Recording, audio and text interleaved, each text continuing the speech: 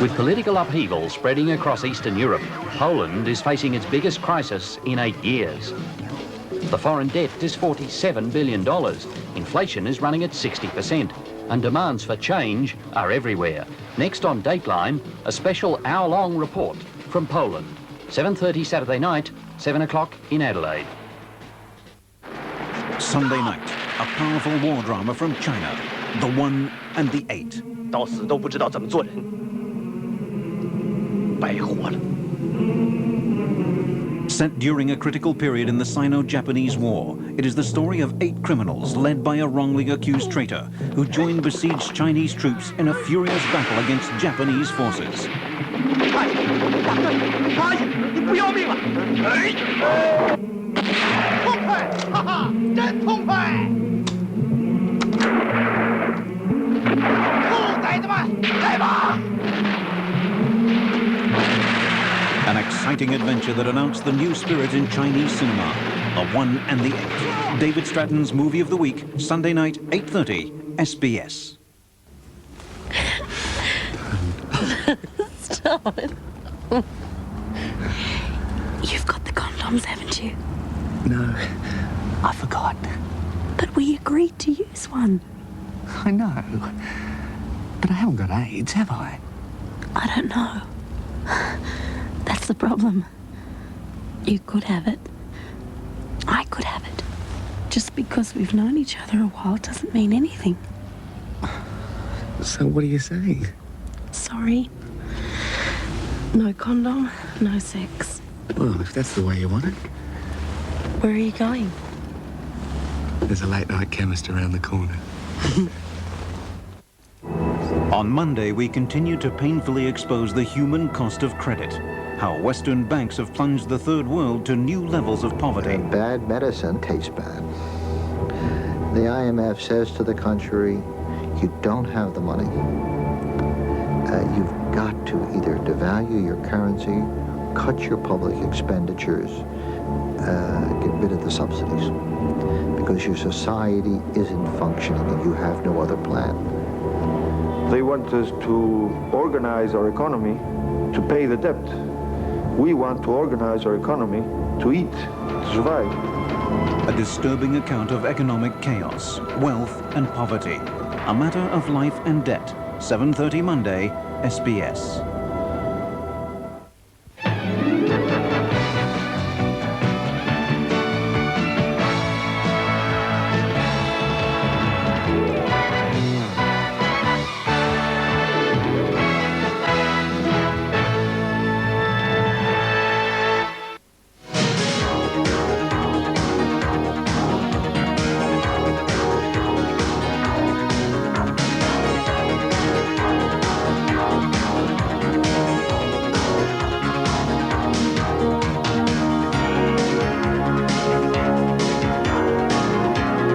Good evening and welcome to the program. Tonight, the diplomatic crisis with Yugoslavia. We talk to the Foreign Minister, Gareth Evans. Ethnic unrest in the Soviet Union claims 28 lives as the country's Supreme Soviet grapples with the growing rebellion in Armenia and Azerbaijan. And on International AIDS Day, we examine how Australia is coping with the epidemic. But first, here's Christina with the news. Yes, Paul, thank you. Good evening. Relations between Australia and Yugoslavia have moved closer to a serious rift.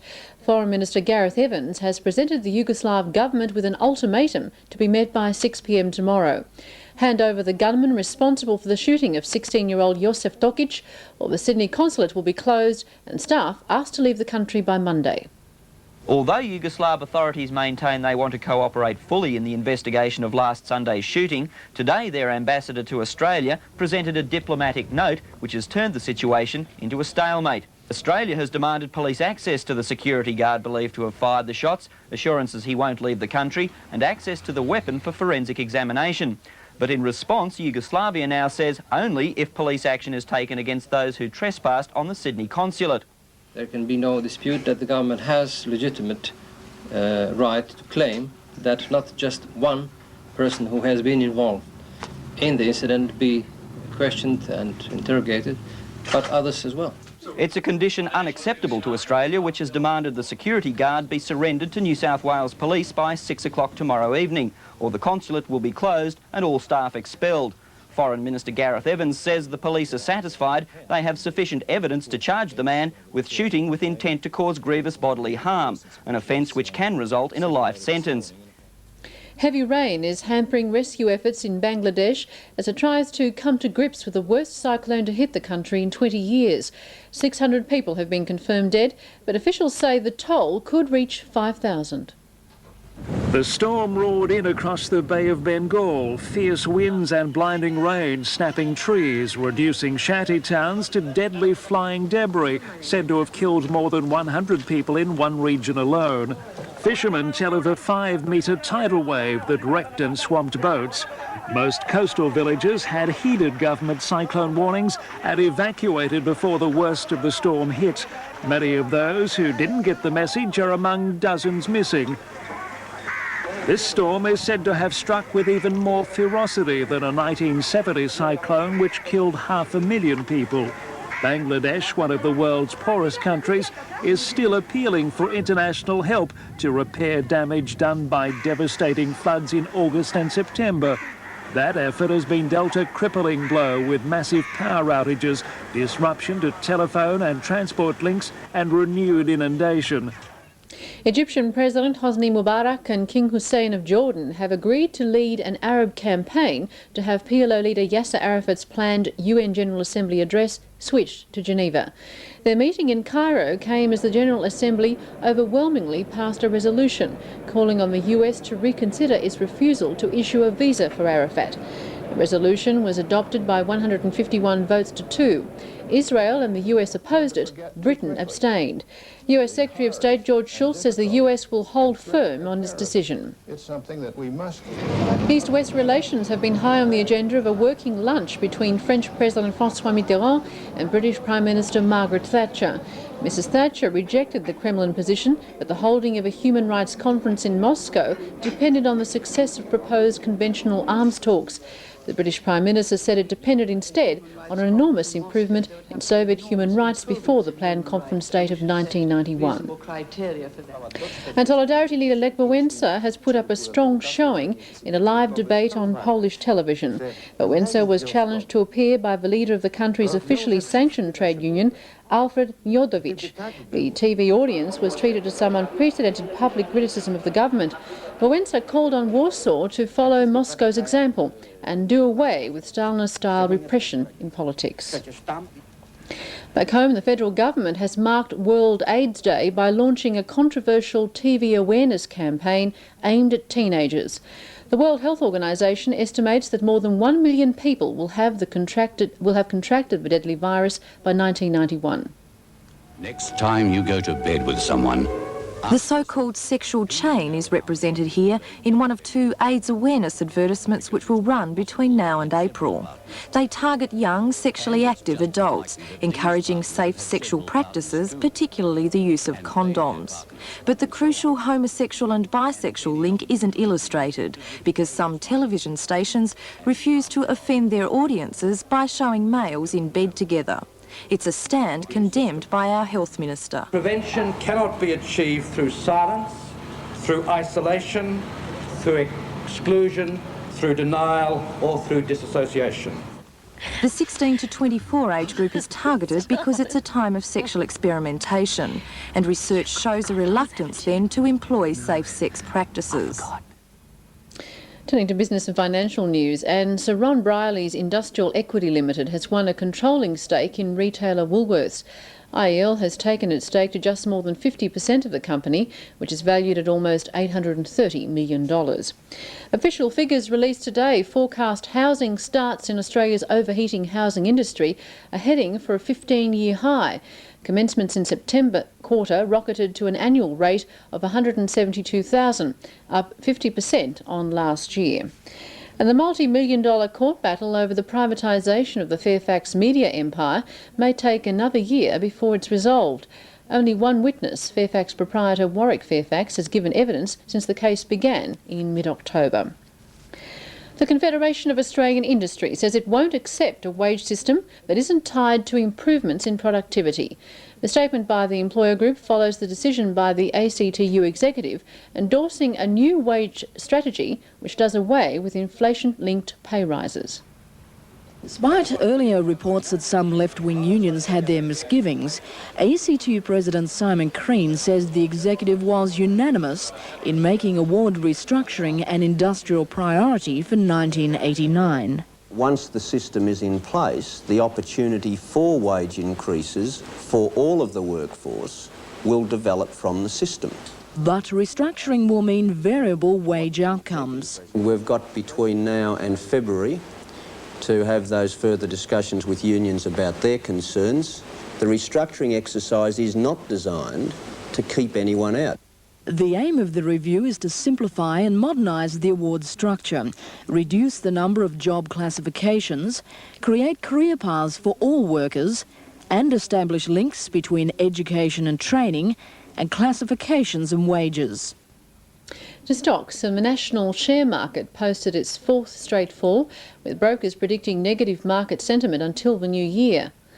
The All Ordinaries Index closed at 1,456 points, down 15.5. In Tokyo, the Nikkei Index slipped 37 points. In Hong Kong, the Hang Seng Index rose nearly 9 points. In London, the FT100 is 1,787, down 5.4. Gold in London is trading at $425.20, up $3.80. The Australian dollar is currently 87.70 US cents, 47.32 pence sterling, and 106.56 yen. Now the weather outlook for Friday, and again it should be fine just about everywhere tomorrow. Adelaide will have a high of 33, Hobart a top of 21. And that's the news, Paul. Christina, thanks. Well, as you heard in the news with Christina, relations between Canberra and Belgrade tonight are at breaking point. The federal government has in effect told the Yugoslavs to hand over the man police want to question about last Sunday's shooting in Sydney or leave the country next Monday. A short time ago I spoke to our Foreign and Trade Minister, Senator Gareth Evans. Minister, you have hardened your stance a good deal. Do you think there's any chance that the Yugoslavs will come some way towards meeting you?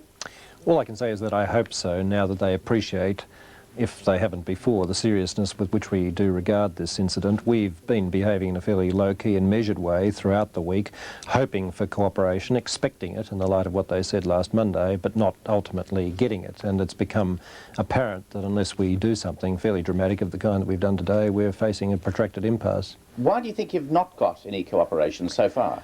Well, I think it's a combination of internal Yugoslav politics where there's this fierce anxiety about the relationships between the different nationalist, ethno-nationalist groups, which has been translated, of course, regrettably, into the Australian environment. A lot of emotion caught up in events like this, a feeling, perhaps understandable, but I don't think justified by the evidence, that they weren't as well looked after as they should have been on the day. But none of it, at the end of the day, justifying what was the quite indefensible use of firearms on this occasion. Indeed, couldn't agree more, but by the same token, the Yugoslavs do say that youths invaded their compound, apparently attacked the consul. They're saying that our police, the state police in New South Wales, should deal with those invaders. Haven't they got a point? Well, we tried to respond to that at some considerable length today with a formal diplomatic note of some 6 or 7 pages. And what we've said about that is that, of course, we acknowledge our responsibility to protect diplomatic premises. We based our initial police presence there on our threat assessment, which was communicated to the consulate a couple of days before and didn't attract any adverse response from them. When it became apparent that the demonstration was getting a bit more excitable, reinforcements of the police were called for and arrived, and attempts were made to seek the permission of the authorities to actually have police come inside the grounds so they could respond to trespassers, which was always something that was anticipated as likely. Those requests for access to the grounds were either ignored or refused on the police account. And when, accordingly, trespassers did come in, the police reacted in the way that they really felt they could, the only way they could react, and that is by hurling them out again. But they took the view that no obvious property damage had been done. They said they didn't see any physical personal damage being done, although the Consul General claims otherwise. And generally the view that the police took was that any arrests would have not only been logistically difficult, given the number of police involved, but would have actually inflamed the situation, which they had a responsibility to diffuse. Now, I think that's not a bad answer to the Yugoslav concerns, understandable as they may be.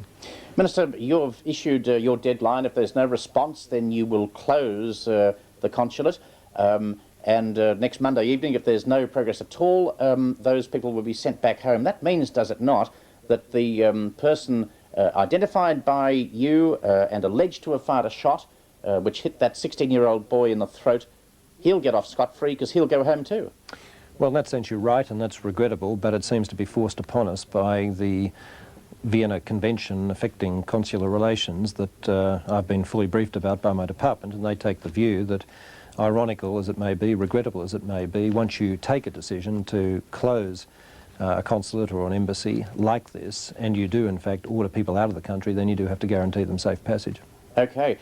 Now, if that does happen, worst case scenario, let's hope it doesn't, do you think that, well, what will Belgrade's response be? Will they expel our diplomats? Well, of course we all hope that it doesn't get to that Belgrade will think out the implications of all this quite seriously over the next 24 hours and decide that good sense and justice demands that this particular gentleman stand trial through the Australian courts, where he'll undoubtedly get a fair trial and an opportunity to present whatever defence is available.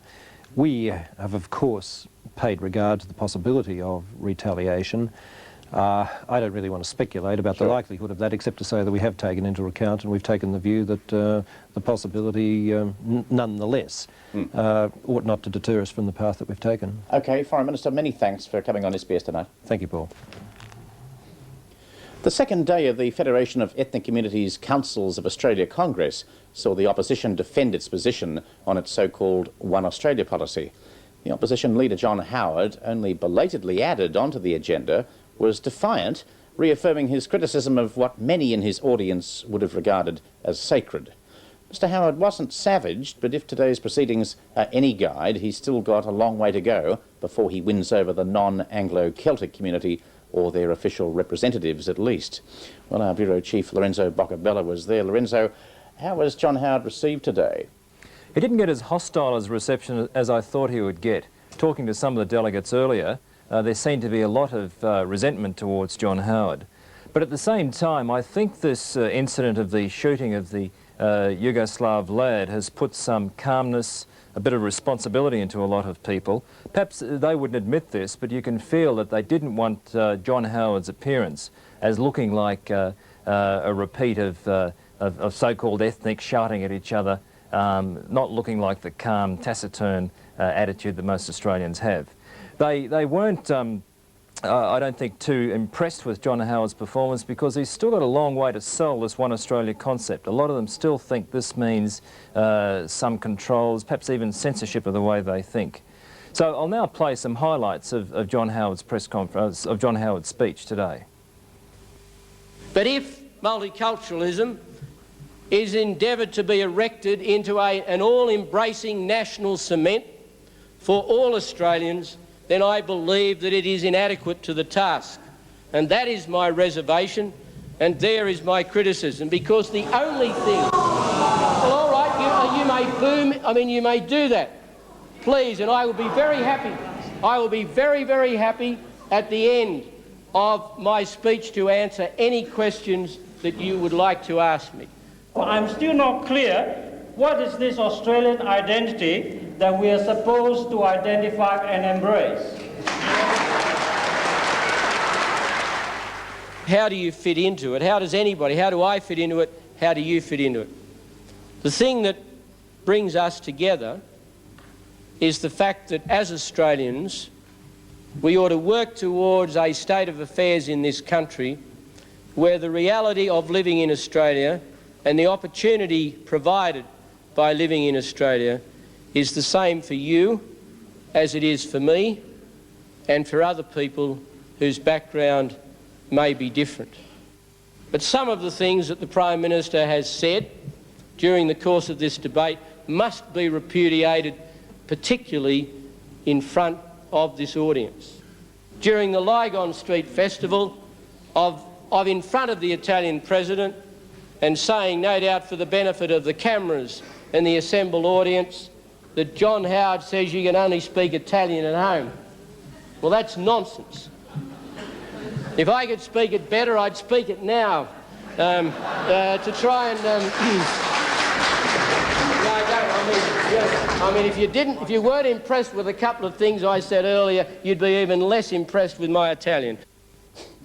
Not as tense as we might have thought. Not a bad line, actually. Did he make any friends today? Yes, I should have asked John Howard, by the way, if he spoke Italian, because I've never had that opportunity to ask him. Friends, I don't think he made friends, but I don't think he made any enemies either.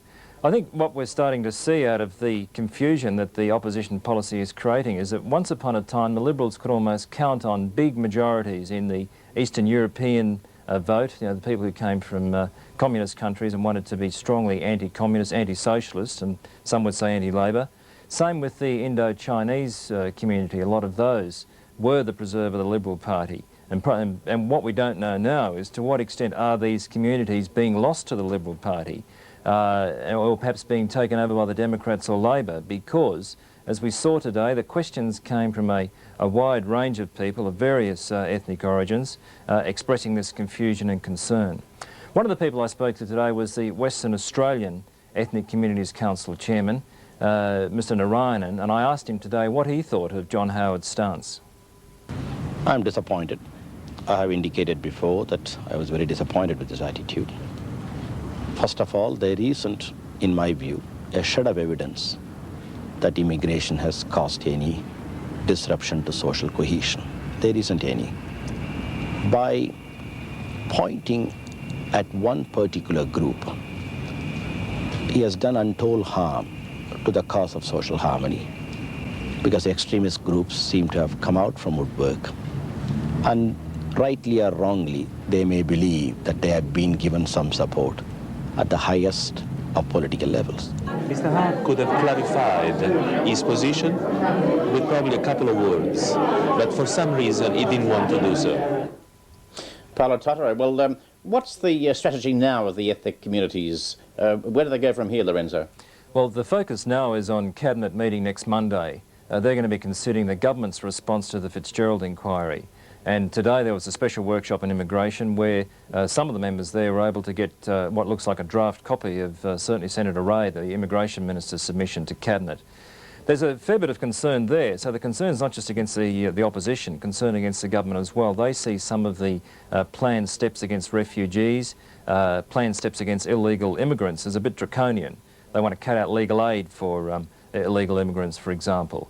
Some of the points system that's being proposed, apparently some sort of double-tiered system, one for family reunion, one for schools, they say may not work and may be too complicated. They're in fact going to try and lobby the government between now and Monday to try and change what they see as a possible stance, watering down some of the family reunion issues. Interestingly, the politicians are taking this Ethnic Communities Council Congress very seriously. Janine Haynes was there, Andrew Theophanous was there. One of the reasons that the Ethnic Communities Council didn't invite John Howard was to try and embarrass him and to invite so-called more liberal people, people with more liberal stances towards immigration and multiculturalism. One of those had their turn today, Ian McPhee, and he had some interesting advice for his leader. Because while there may be votes to be won in certain safe Labor seats on those issues, on other issues those people would not change their votes. In marginal seats, people will vote against a party that preaches or practices racism, and those marginal votes are what counts. Ian McPhee, of course, a former immigration minister in the Liberal government, and Lorenzo Boccabella was at the FECA Congress in Canberra. In the Soviet Union, 28 people have died in the past 2 weeks in the latest surge of unrest in the republics of Armenia and Azerbaijan. The conflict between Armenians and neighbouring Azeris is over the disputed area of Nagorno-Karabakh, a territory the Armenians want to control. Tens of thousands of Armenian refugees are reported to be fleeing across the border as the violence continues. This latest unrest comes as the Supreme Soviet meets in Moscow to consider changes to the constitution which the dissenting republics claim will limit their rights even more. Nick Glass from Britain's Channel 4 prepared this report. Mikhail Gorbachev already has his plate more than full. This the second day of the Supreme Soviet, and under discussion the powers of his own presidency, constitutional reform and the issue of sovereignty for the republics. And now, filtering back to Moscow, word of intensified disturbances 1,000 miles away in the Caucasus. In the capital of Azerbaijan, Baku, a city hitherto presented as a model of ethnic harmony, long-standing tensions are breaking surface between the Muslim Azeris and the minority Christian Armenians. This is Baku today, a city under martial law. It's been under curfew for 6 days. According to Soviet television, leading citizens addressed a mass rally today calling for civic restraint. Independent reports say Armenians are being driven out systematically, some given an ultimatum of 3 days to leave. Armenians have been fleeing by whatever means. Planes have been arriving at Yerevan, the Armenian capital, every 10 minutes. One report spoke of tens of thousands of refugees to be temporarily housed. Yerevan itself is also under curfew. Demonstrations have stopped, but this morning's news bulletin on Yerevan radio spoke for the first time of clashes outside the capital.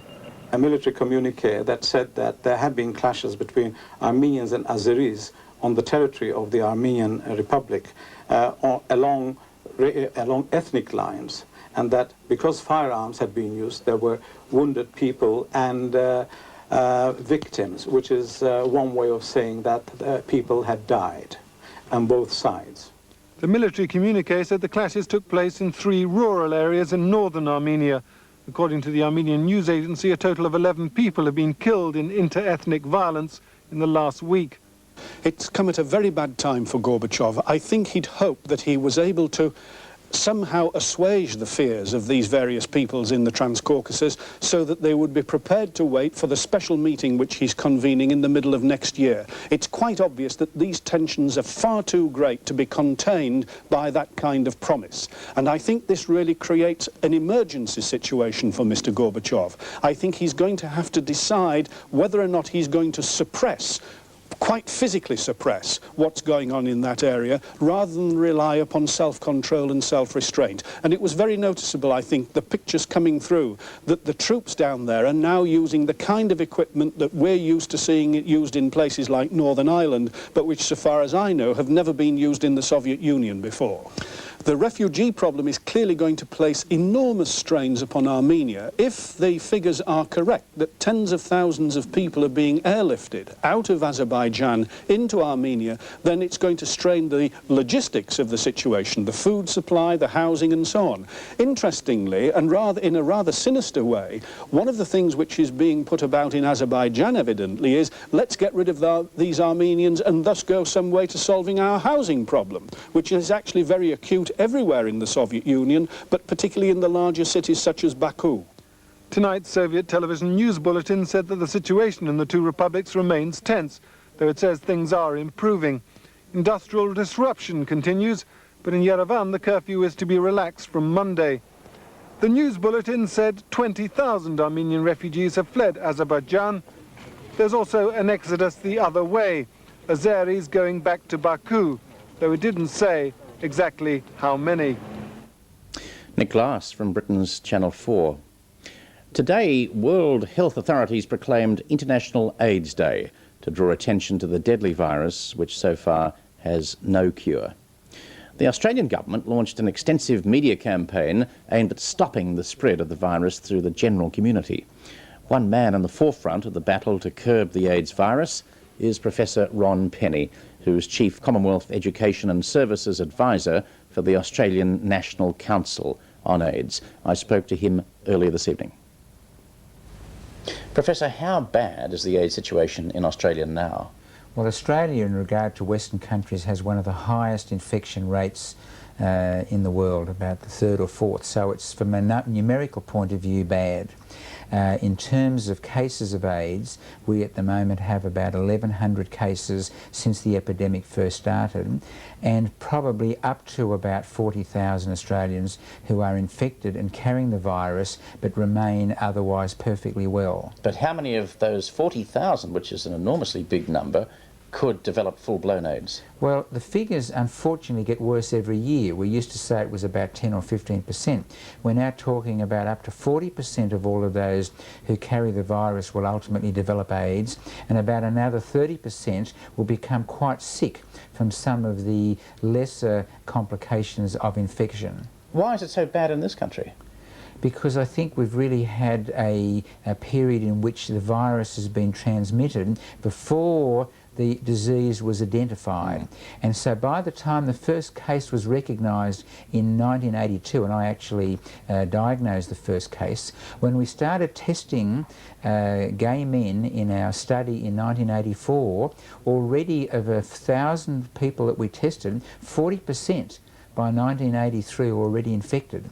So this was before anyone knew about the epidemic. Am I simplifying things too much to say that the gay community recognise, most of them, the real threat, that now it's shifted to IV drug use, and that's how, well, mainly, it's entered the heterosexual population?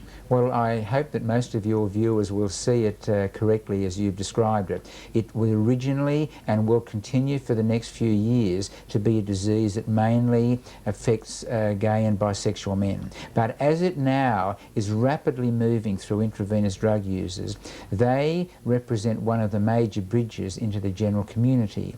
So it is through their sexual contact with their partners, most intravenous drug users being heterosexuals, that their sexual partners will be one of the important avenues of spread into the general community. Who's most at threat, talking about gay people and heterosexuals? Is it young people more than older people?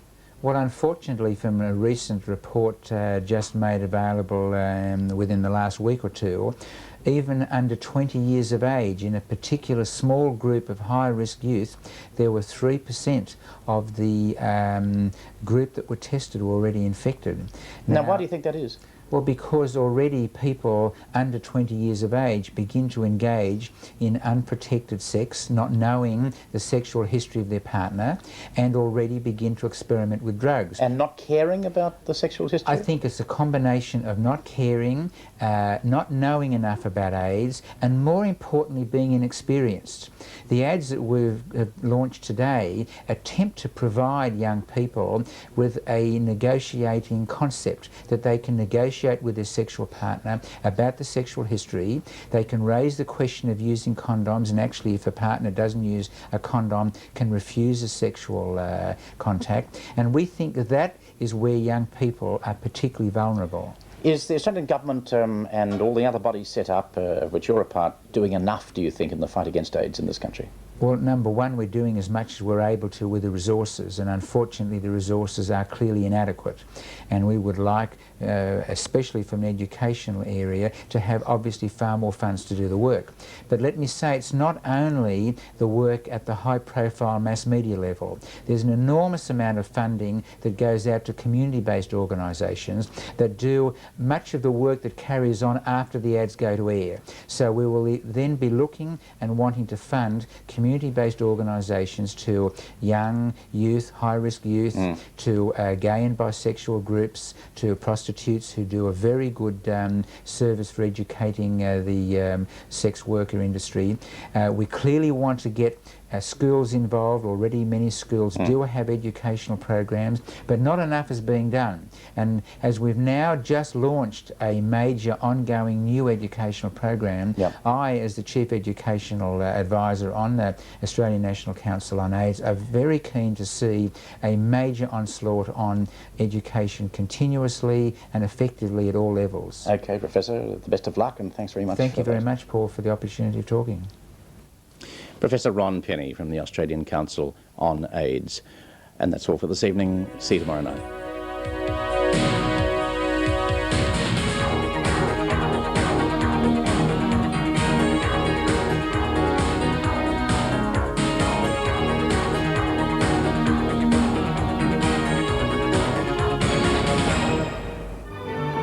In A Taste of Ulster on Saturday, we drop a line at Inniskillen. You know, I'm beginning to doubt that there are fish here. Come to think of it, though, I do know a spot where you're almost guaranteed good fish. The unique Inniskillen trout. Well, now, I hope we have a treat in store for you. These ones have lovely pink flesh and they're good firm fish. What are you going to do with them? Well, I don't know if you agree, but I think with the wild trout, probably the less you do to them, the better. Well, perhaps with a little crayfish butter. People say crayfish butter. What class of a cow do you get crayfish butter from? A Taste of Ulster, Saturday at 7 on SBS. Next time you go to bed with someone, ask yourself, do you know how many people they've been to bed with? Because it's quite possible they've had several partners. And it's just as likely that these partners have had several partners too. And they've had partners, and so on. And any of them could have been infected with the AIDS virus and passed it on. But you don't know. That's why you should always use a condom. Because you can never be sure just how many people you're really going to bed with.